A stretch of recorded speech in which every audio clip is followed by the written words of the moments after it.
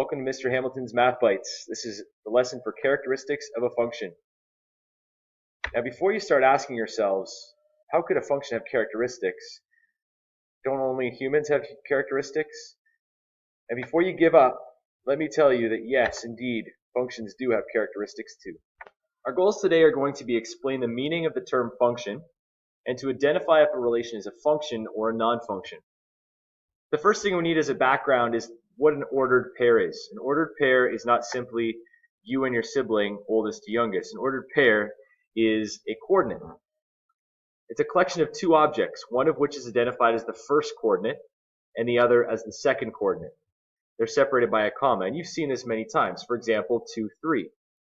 Notice, however, that 3, 2 is not the same thing as 2, 3, and that's because we usually identify the first one as x. In fact, we always do this. We haven't done it any other way. And we represent the second one as y. And then in the other case where we have 3, 2, the x and y's have switched. Coordinates don't have to be numeric though. They can also be words or a number and a word. For example, Ontario, Toronto, and George 5.9 are ordered pairs. A relation is a set of ordered pairs. It can be represented as a mapping diagram, table of values, graph, equation, or in words. We're going to see all these in a moment. A relation with a finite number of ordered pairs can be written out completely using set notation. Here we see 4 ordered pairs written out as a set. Note that a comma separates the ordered pairs in a set, so you have a comma in each one of these cases. When a relation between two variables is being described, the first coordinate is always used for values of the independent variable, and the second coordinate is always used for values of the dependent variable. That's how it always was, and that's how it will be for the duration of this course, until you get into things like polar coordinates, perhaps, in university. The set of all possible values of the independent variable is called the domain. Okay, so the independent, let's put this together quickly here. The independent variable are the x values, and the x values are referred to as the domain. The dependent variable are the y values, and they're referred to as the range. State the domain and range of the example above. Domain is usually written just as the subscript d. We write it with set notation, and we simply say, in this case, because it's only 4 points, we'll list the points. It's 10. In fact, I should probably list them in order of smallest to largest. So we'll start with 8, then 9, then 10, and last but not least, 11.5. Those are the 4 x values, or the 4 independent values of this example above. The range is therefore going to be the same order that corresponds with the domain. So we're going to go and we're going to start with the value that corresponded with 8. Then we're going to write the value that corresponded with 9. We're going to write the value that corresponded with 10. And we're going to write the value that corresponded with 11.5, which is 175. Now sometimes you will see the 164 only written once. And sometimes you'll see that the order of the range is also written smallest to largest. It doesn't really matter.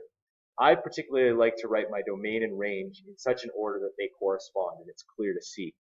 But sometimes you'll see it written in those other two ways. This brings us to what a function is. A function is a relation in which every x coordinate corresponds to only one y coordinate. In other words, every x value has only one y value. Every x value has only one y value. We always start with the x value, and if we have an x value that has 2 different y values, it's not a function. If every single x value has exactly one y value, it is a function. What does this look like on a graph? Well, a good way to identify that is passing the vertical line test. The vertical line test is this. If a vertical line can be drawn on a graph that passes through the relation at more than one point, then the relation is not a function. let's just underline a few words here. We can draw a vertical line that can pass through at more than one point. It's not a function.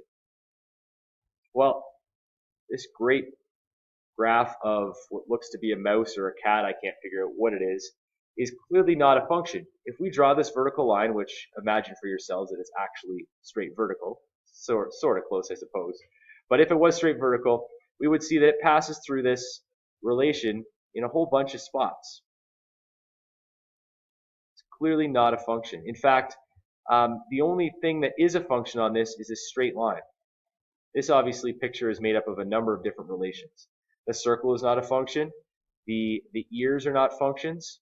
There it crosses twice. The only place are these whiskers. They're separate lines, and those would be considered functions. And I suppose the smile also would be considered a function. Looking in the second case, no matter where I draw a vertical line, it will always pass through the function in only one place. Therefore, it is a function. You'll recall earlier that I mentioned that we can represent a function by a table of values, a mapping diagram, graph, ordered pair, or an equation. We can also do the same if something's a non-function. Let's do that for each of these. Table of values for a function. Suppose that we have x values and y values as shown.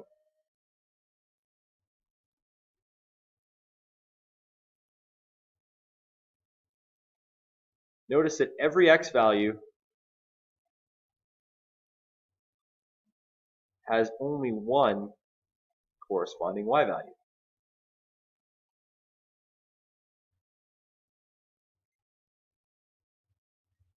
In the non-function side of things, we could graph something like this, or rather make a table of values for something like this.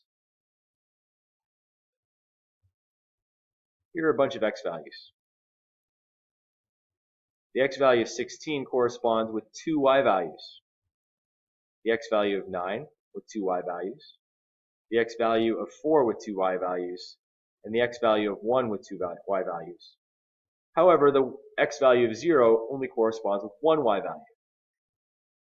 Regardless of that 1x to 1y of the 0, if any of them have two corresponding y values, it's not a function. In this case, we have 4 values that indicate that's the case. We could say an x value corresponds to more than one y value.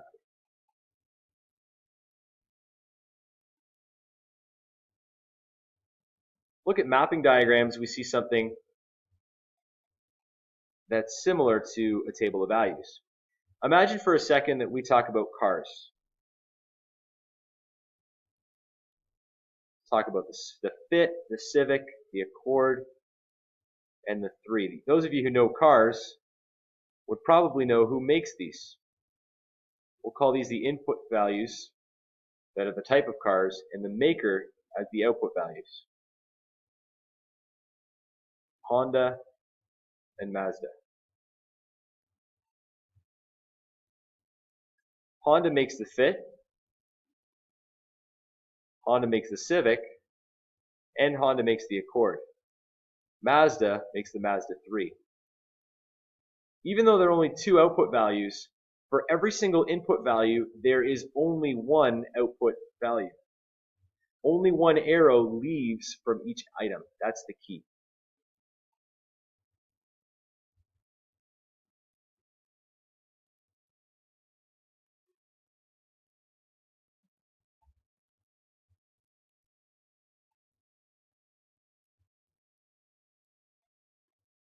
In the case of something that is a non-function, we might have input values of 16, 9, and 4. We'll use numeric values here. And we might have output values of -4, 4, -3, 3, -2, and 2.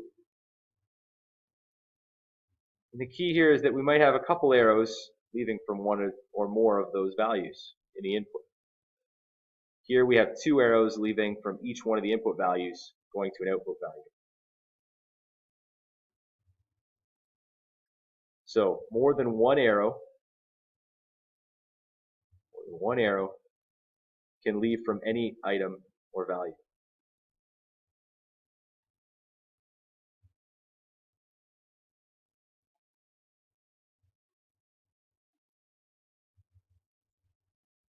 Let's talk about graphs. I've already hinted at a few for you, but let me again draw a graph of a function. This passes the vertical line test, often referred to as VLT, vertical line test.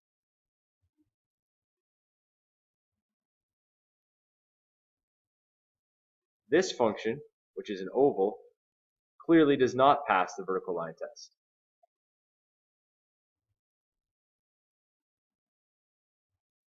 I can draw a line there, there, all over, and get only 1 point where it crosses, or get more than 1 point where it crosses. Now I've gone ahead and filled in the ordered pairs for you, and you can go ahead and pause the video if you need to fill this in. But you can clearly see that if I have an ordered pair in the first case on the left, I have x value of 1, 2, and 3. Now, every single one of those ordered pairs corresponds with a y value of 3, yes. But I don't have more than one x value corresponding with a different y value. And that's the key. So that makes this a function. But on the right side, you can see that there's x values of 1 3 times, each corresponding with a different y value. So that means that is not a function. And lastly, let's look at the case of words and equations. In the case of equations, you could have y equals x squared. You could also have x plus y equals 5. You might recognize these as being quadratic and linear, respectively.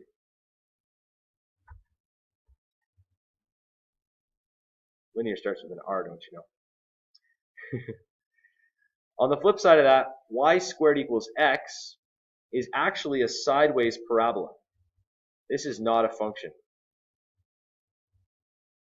Think about it. A sideways parabola would fail the vertical line test. Likewise, we saw this function. We know that's a circle. That's going to fail as well.